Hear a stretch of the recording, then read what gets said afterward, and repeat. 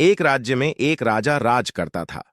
वह एक शानदार महल में रहता था जो कीमती पत्थरों से बना था और जिसमें तरह तरह की नक्काशियां की हुई थीं।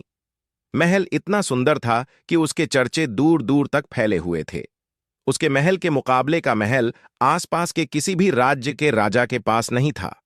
जो भी राजा का महल देखता, उसकी प्रशंसा के पुल बांध देता। अपने महल की प्रशंसा सुनकर राजा फूला नहीं समाता। धीरे धीरे उसमें घमंड घर कर गया। जो भी उसके महल में आता, वह अपेक्षा करता कि उसके महल की प्रशंसा करे। यदि कोई उसके महल की प्रशंसा नहीं करता तो उसे बुरा लग जाता था। एक बार एक साधु उसके दरबार में आया। साधु से शास्त्र ज्ञान लेने के बाद राजा ने उससे कहा, गुरुवर, आज की रात आप यहीं ठहरें, मैं आपके रुकने की व्यवस्था करवाता हूं। साधु ने स्वीकृति देते हुए उत्तर दिया, राजन, इस सराय में मैं अवश्य ठहरूंगा। अपने महल को सराय कहे जाने पर राजा के अहंकार को चोट लगी। वह आग बबूला होकर बोला, गुरुवर, आप इस महल को सराय कह इसका अपमान कर रहे हैं। ऐसा महल दूर दूर तक ढूंढने पर भी आपको नहीं मिलेगा। यहां ठहरना आपका सौभाग्य होगा, अन्यथा दर दर भटकने वाले साधु के भाग्य में तो एक टूटी फूटी कुटिया भी नहीं होती। कृपया आप अपने शब्द वापस लीजिए।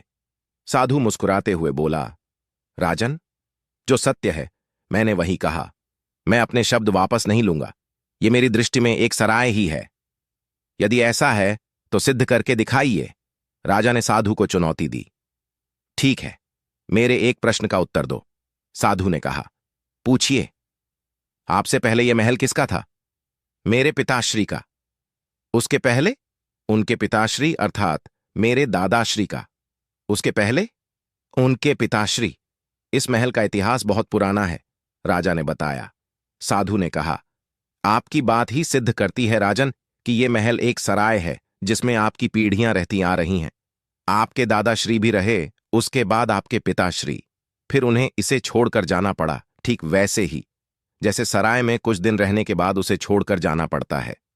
आप भी एक दिन इस सराय को छोड़कर चले जाएंगे, तो फिर इसका इतना घमंड क्यों?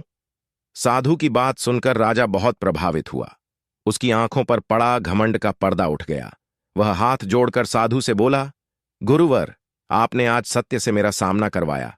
अब तब मैं अपने अहम में डूबा हुआ था, मुझे क्षमा कर दें। साधु ने राजा की क्षमा किया और उस रात महल में रुककर अगले दिन वहां से प्रस्थान कर लिया। ये दुनिया एक सराय की तरह है, जहां लोग आते हैं और कुछ दिन रहने के बाद चले जाते हैं। यहां से आप कुछ भी लेकर नहीं जाएंगे, लेकिन यदि आप कुछ देकर गए तो सदा इस दुनिया में आपका नाम अमर रहेगा।